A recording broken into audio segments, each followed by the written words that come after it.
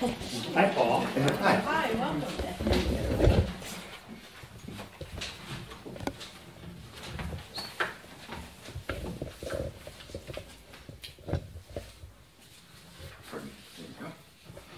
So we're going to start with a story.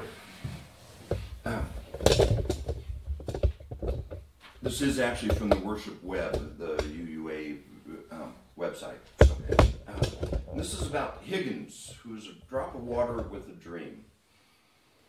Once upon a time, there was a drop of water named Higgins. Higgins was no ordinary drop of water. He was a drop with a dream.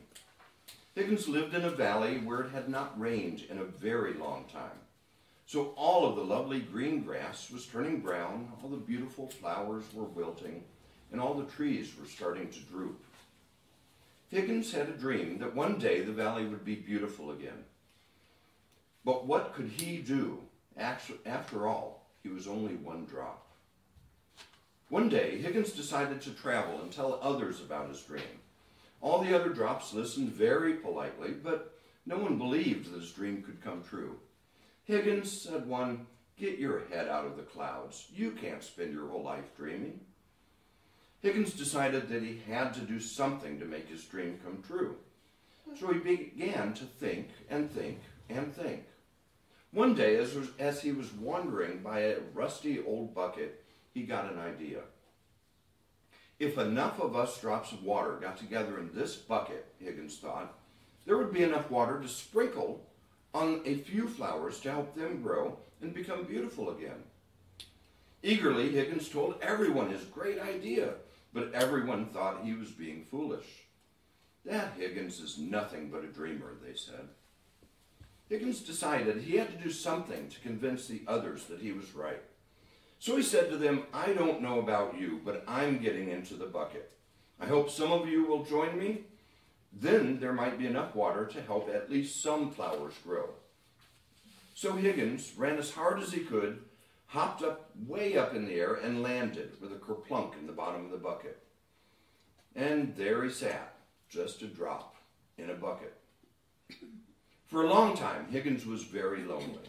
It seemed like no one else was going to join him.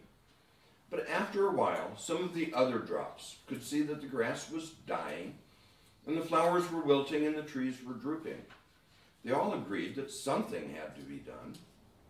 Suddenly, one drop shouted, "I'm going in the bucket with Higgins." And he leaped through the air and landed kerplunk in the bucket.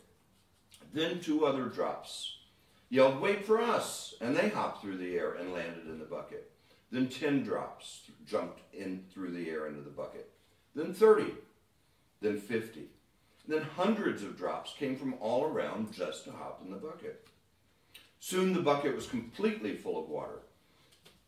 But there were still more drops that wanted to join, so they found another bucket and hopped in. Before long, there were 2 buckets of water.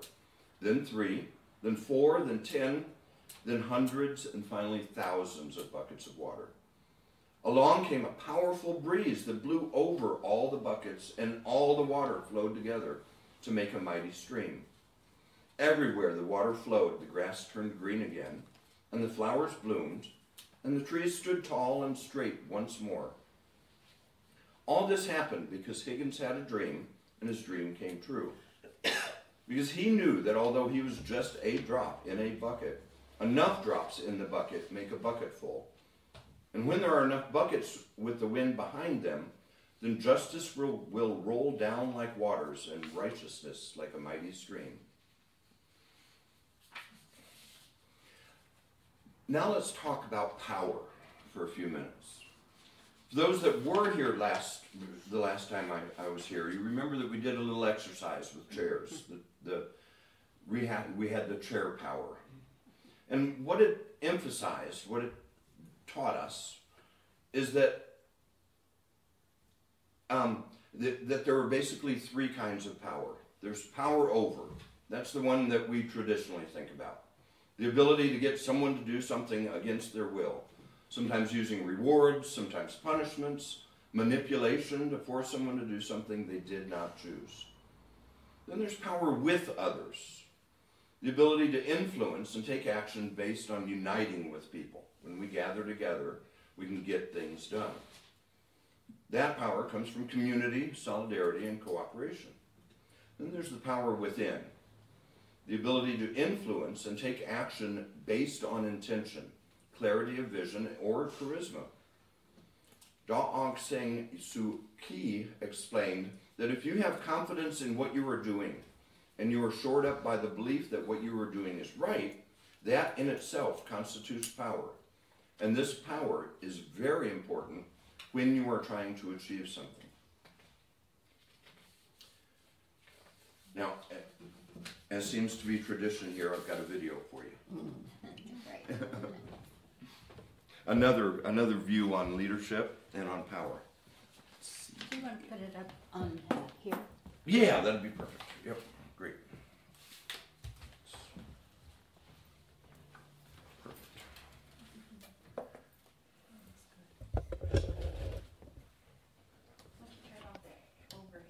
You've learned a lot about leadership and making a movement.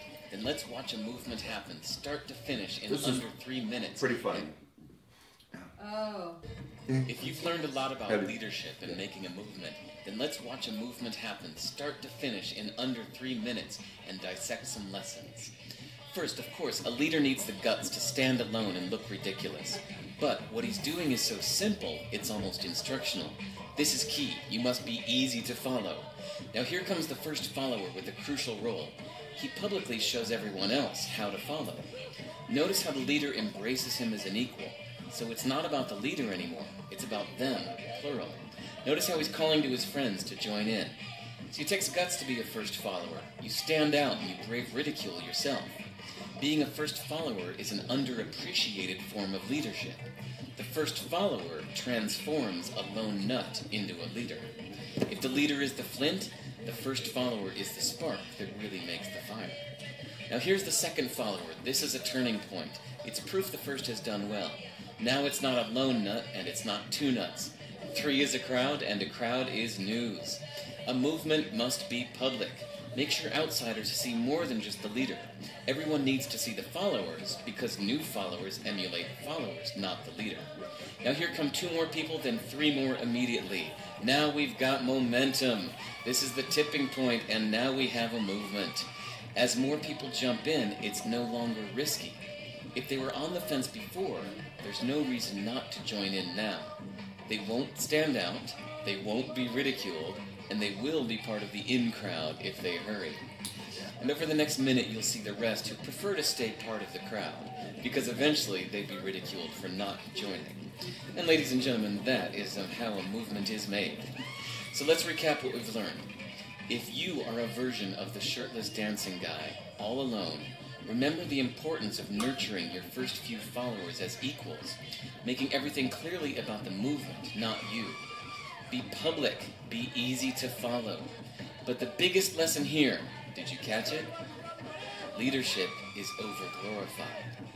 Yes, it started with the shirtless guy, and he'll get all the credit, but you saw what really happened. It was the first follower that transformed a lone nut into a leader. There's no movement without the first follower. See, we're told that we all need to be leaders, but that would be really ineffective. The best way to make a movement, if you really care, is to courageously follow and show others how to follow. When you find a lone nut doing something great, have the guts to be the first person to stand up and join in.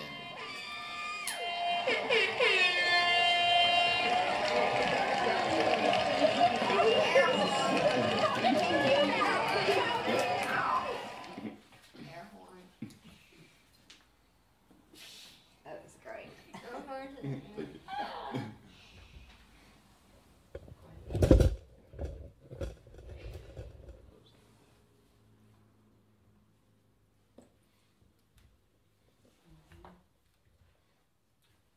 Pretty clever, huh? Yes. I love the how it worked. In 3 minutes, we got to see a movement. And that's really what and so simply and humorously played out for us. So, what about leaders? Let's talk about it. Do we need leaders? people to initiate things. We need people to start things. Yeah. We need the ideas. And ideas. Yeah. Passion. A passion. And passion. Absolutely. Absolutely. When you believe in something, even dancing half naked at a concert, you had passion. Yeah. We need worthy ideas. We do. Could I add something in reference to the video? I don't want to get off track of it. Sure. I think it's a wonderful illustration. One thought I had was that I wasn't keen on the idea of people who are left out feeling ridiculed. Mm-hmm. And what kept going through my head was the idea of applying critical thinking in terms of what is a valid, worthwhile movement to get involved in. Mm-hmm. And so, I like the illustration, but that was something in my head, if that makes sense. Yeah. And that's of course your own decisions and with yourself. Yeah, right. And usually we're not all sitting around in the field. That's more rare. So the chance of sitting at home and being ridiculed, is less likely than actually, being in a crowd and being, almost by peer pressure being forced to do things. Then what about the followers? We had the first follower, and then I really felt more. The second follower was almost as important, probably maybe even more important than the leader himself. It was the guy that joined. It wasn't a movement when it was just two, but once that third guy jumped in, then it became a thing. Then it was a real thing going on. Isn't that how it works with Robert's rules? Is it? Yeah. I mean, when you make a motion, Mm-hmm. the leader makes a motion, and someone has to second the motion, or Right. it doesn't go anywhere. Right. Yeah. And then if there's someone else who supports the motion, then Right. Yeah. Yep. it Exactly. has power.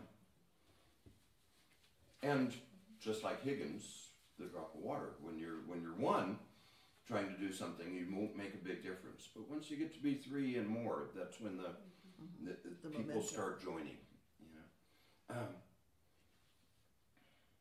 So to change track slightly, what about someone who just helps movements and meetings move along?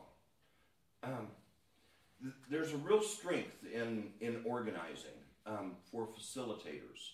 Somebody to keep a movement, keep things going, to be part of the logistics and decide, well, if we're going to do something, we need to, we might need water if we're going to rally, we're going to need transportation, we're going to need to get there.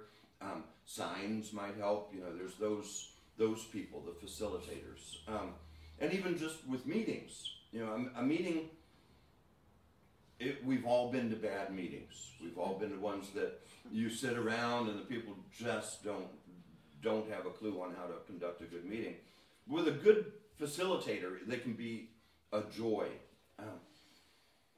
I had mentioned the last time I was here, one group I work with, Advocates for Safe Water System, is just a joy, and part of that is the facilitator. A friend, she actually lives in Fayetteville at this point, Katie Lauer, and she's working with the Mine Wars Museum, if anyone's been down to visit it.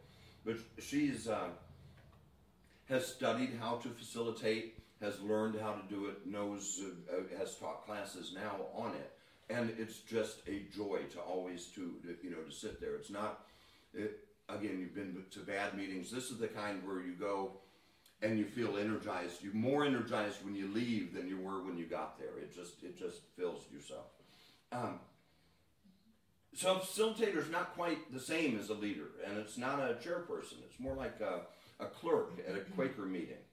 Someone to accept responsibility to help the group accomplish a common task, to move through an agenda in the time available, and to make necessary decisions and plans to help with that implementation. So they don't make a decision for the group, but suggest ways that will help the group to make their own decisions. They work in such a way that the people present at the meeting, present at the meeting, are aware that they are in charge, that it's their business that is being conducted. And there's several different ingredients to good meetings. There's commonly understood goals. Making an agenda is number one on that. There's a clear process for achieving those goals. There's an awareness that people come with their personal preoccupations and feelings as well as an interest in the subject. And there's a sense of involvement and empowerment. People feeling that the decisions are their decisions and that they are able to do what needs doing. That's what helps it. So I was really glad, because I wasn't sure where we were going to go with this when I wrote it, actually back in September. That one of the things you are trying to do is recruit new members. So who do you want? We seem to be about to have company. Who do you want as new members? You know, do you want? Who do you want? Do you want more people like you? Do you want younger people? You know, do you want people that have more money so they can help donate and help things to happen? You know, or more energy so that they can act and do things. You know, I think that's number one. Is you know, sometimes a wide paintbrush isn't what you want, but you want something much smaller. Sometimes it is. Sometimes just anyone is the right thing. You need some help, Felix? You need some help? I use that. We need to get a chair for comfortable chair. Come on in. Welcome Why don't back. you get a chair closer to Yeah. the door for him? Felix, Come on in. you want a cup of coffee? Come on. Come on in. Here's a, oh, thank you. Come on in, sir. Have a seat right there. You got it? There you go. God bless you, Felix. Scooch over just a little bit more. A little more.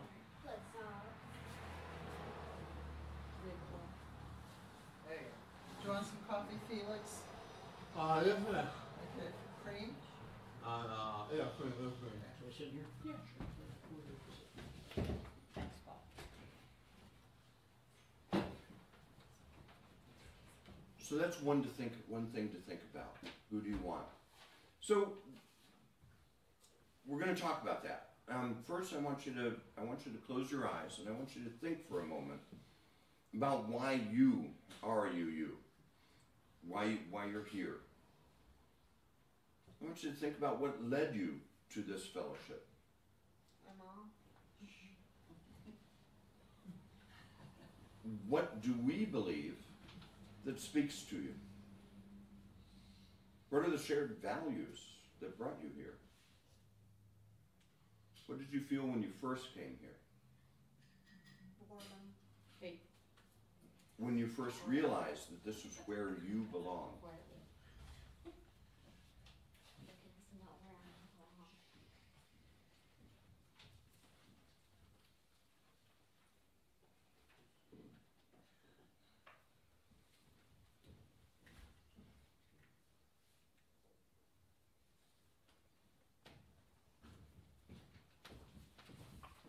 We got any?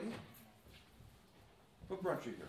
Me, Yeah, Evelyn. in the sense that, well, the first thing I did when I had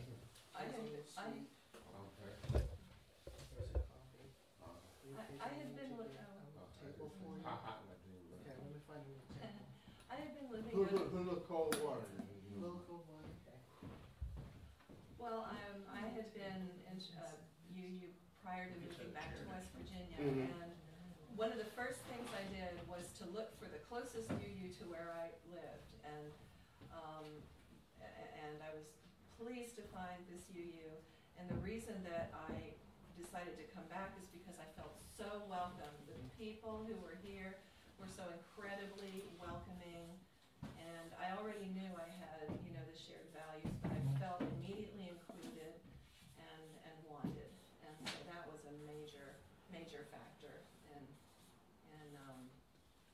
my becoming involved over the years with this fellowship. So, Anyone else? Yes. When I moved from California to Ohio, I was looking for a church, and somebody that I worked with at hospice at the time told me that the UU church was just right for a Californian. And that I would definitely fit in there. And not only was I out of my element, but I was a single mother of 3 and not the typical married lady with children kind of thing. So I found the church in Worcester to be just incredibly accepting and just took me at face value, and I wasn't judged by anybody, and it made me feel very welcome. Okay. Accepting?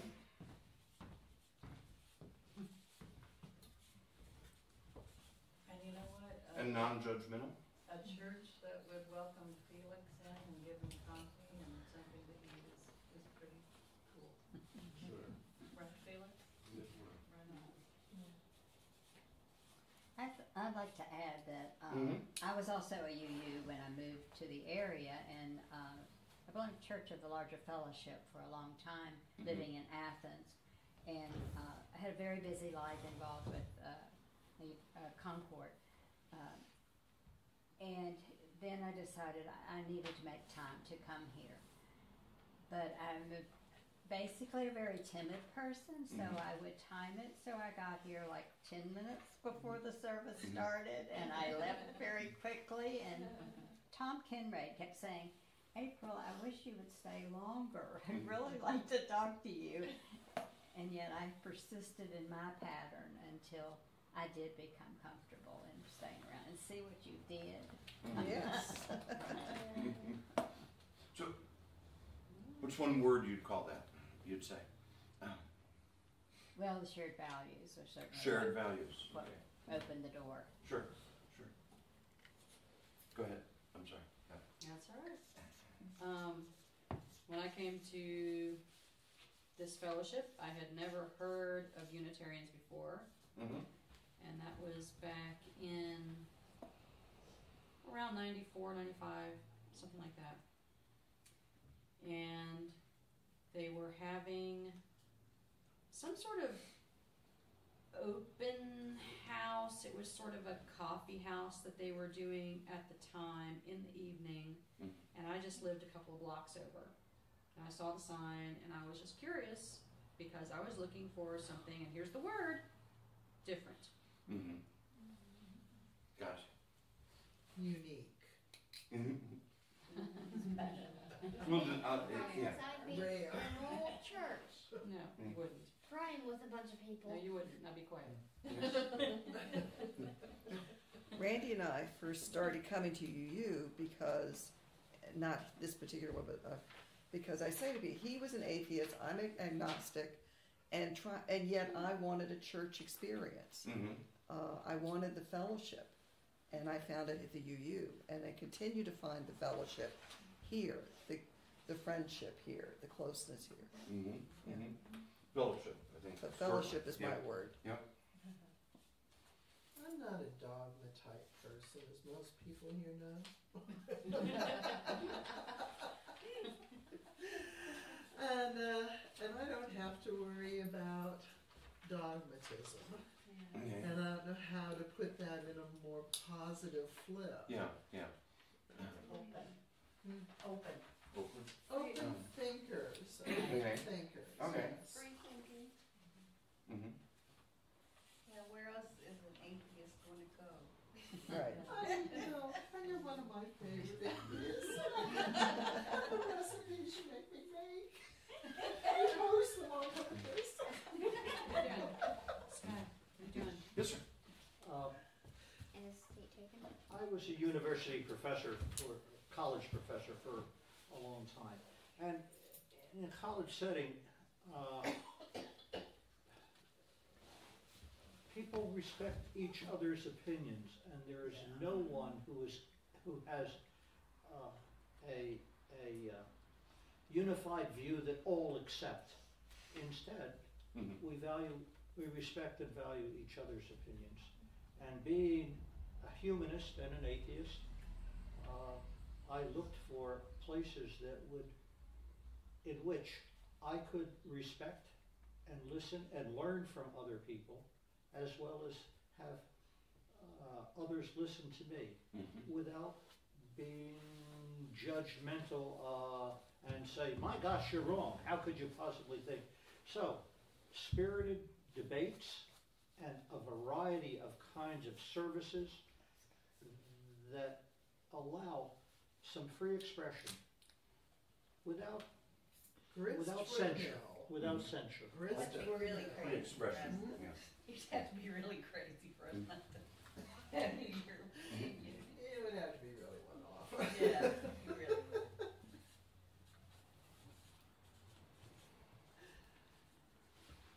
I think the only thing we wouldn't tolerate is hate.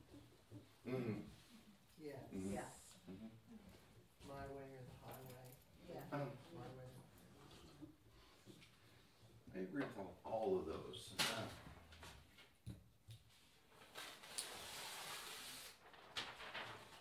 This one out and make you do another quick exercise here. Now, just turn the paper around. Close your eyes again. Think about what kind of responses have you gotten, or might you get, when you've talked about your faith, about being a Unitarian Universalist. Never heard of it. Weirdos! What's that? You've been dismissed. Have people said? Have people said it's without value? The most common response I've gotten is, oh. Oh, my all-time favorite is Unitarian. Well, they don't believe in anything. Right. Oh my God, really? Oh, no. It's a cult. That's a Yeah. misconception, right? Or do you believe in God? You know, or you don't believe in God? Yeah. Yeah. I have to admit, my very first UU service that I went to in Worcester was the blessing of the animals.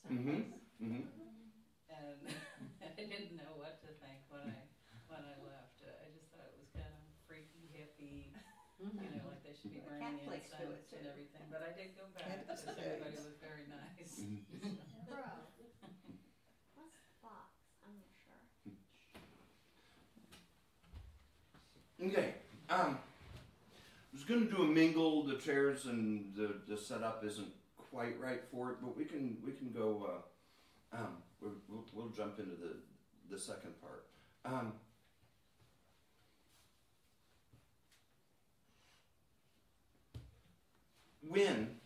What I want to do is have everyone say. We can kind of go around as you're willing, if you're willing. UU, or this fellowship alone, but Unitarian Universalism, is important because. Kathy, I'm going to start with you. I think it offers a home, especially in a very conservative state. It offers a home for people who are more liberal in their views, and also offers a home for people who are still looking for their way. The third principle, the search for spiritual meaning. Yeah. Truth. Yeah, truth. Yeah. Yeah. No matter where that leads you. Go ahead. Yeah. Yeah. We have the principle of treating one another with respect, regardless of what group or race or belief or non-belief, gender or orientation. That's our, to me, a really sacred responsibility and covenant that we have with one another. And we're certainly not perfect, but it's not about perfection. It's about striving towards that all the time, in my view. And to me, that's very, very important. And it's important to not only try to be that or become that, but to model that too in the wider community. Well, that's at the top of the list too, the inherent worth and dignity of every person. You hit it. Okay, here's the thing. I not come here by choice. My mom always forces me to come here. Mm-hmm. Her fault. That's the life of a kid. Mm-hmm. No religion at all here. Not even Unitarian Universalist. I just come here for the food. And sometimes the Sunday service because my mom makes me come here. And my hugs. Yes, and her hug. Okay. We're accepting of all folk, including children. Even those forced to come. Even those forced to come. Well, let me make a quick point here, Sky. Most places that we would go to would not allow you to express yourself like that. Maybe seen and not heard. Yeah. Acceptance of one another and encouragement to spiritual growth in our congregations. Doesn't matter if you're an atheist, there's still the, Or believe in God. or believe in God or anything, we still all have the spirit, the spark of humanity in us. And to me, now, my atheist friend Debbie over here may disagree with me, I believe that spirit that is human is still spiritual growth. You don't have to believe in a God or have some sort of cosmic whatever for spiritual growth and need for community. I mean, we have congregations that are very Christian oriented. The High Church in Boston. Mm-hmm. Okay. Mm-hmm. What King's is Chapel. King's Chapel. Yeah, yeah. Okay. And we have everything in between. People meeting in living rooms. Very eclectic. Mm-hmm. But it is the encouragement of our spiritual growth as humans, regardless of our path. You're welcome. I'd just like to get something straight too. I think for me, if Sebi told me I had to come here, I'd come, and I think you would too. Would you be the first follower? Yeah, First yeah, follower, yeah. I yeah. asked her what snack she wanted me to make. Leader, So- I am not. No, I don't know. That's what you think. So, I think the point there is if we do one-on-ones, have one-on-one those elevator talks, and go ahead and lock some of those things and think about for yourself, what is it, why am I here? Why do I like this? Why do I want to come other than Mom makes me? My dad was a Presbyterian minister, so I totally get you. Right? Hey, you get 5 good apples. I understand you would like the apple. But so lock that in. One of the best ways to recruit, to get more people is one-on-one conversations. Talk it up. When people, even in the South, which of course we're the northernmost southern state, unless we're the southernmost northern state. In the South, one of the common things is well, what church do you go to? The two questions you get are, what do you do for a living, and what church do you go Who are to? you kidding? Well, don't. That's the first question. And that's usually the first one. Yeah. Well, don't be bashful with it. You're here because it means something to you. You can instill that, and there are, and we have about 120 in our congregation in Charleston, and we have people that are, we have Christian UUs, we have Jewish UUs, we've got Buddhist UUs, Jewish UUs, that are all welcome and part of the congregation. We have pagans. Whether you believe in 0 gods or many, that's okay. And the fact that you can get together is an important thing. That we can all be in the same place and still believe in those 7 principles. We have them around our sanctuary, so I almost pointed, but they're not here. They're coming. Brand new as of last week. We're starting to work on that. Yay! Good. Well, they're there. Yeah, they're fun. Yeah, they're good to have in your face, I guess. Yeah, we're gonna redo the place. Good, good. So those one-on-one elevator talks, you can call them. When somebody walks up, and don't let the well, I am, and it's important to me because, and give them some reasons. But it's accepting because anyone is welcome. Because one thing we didn't talk about here, although it kind of the subject, social change. We are a liberal religion, and predominantly all of the congregations, I think it's safe to say, believe in social change and making a difference in the world, working for good and for that world community. So we'll wrap it up a little bit. Let's think about what we talked about today. We had the story about Higgins, the first leader. We went over the kinds of power, that there's power over the people that have power over you. There's power with. This community has power. And there's power from within. Yes. And there's the power of a silly, half-naked guy randomly starts dancing. And we saw a half-naked guy start a movement. My next line. Yep. And learned about the first follower and the second follower and how important they are. And we talked about leaders and facilitators and why they are important. And finally, we showed each other that it's not hard to talk to someone else about who UUs are and why we are important. Do you think you could use that knowledge to grow the congregation? To treat the people you meet as equals, as first followers and second followers, so that people flock to your group like those crazy dancers did? Crazy half-naked dancers. What would be most beneficial to me as far as getting people interested in this congregation would be cards with the creed on it. Because that's the thing that galvanizes my interest in this place. And I think that creed is what could really draw people in if they understood it. They are available at the UU bookstore, by the way. Yeah. They're We have not some. overly expensive. We have Yeah, some. nice little handout cards. Yeah, little because business size. that's what I would be willing to do.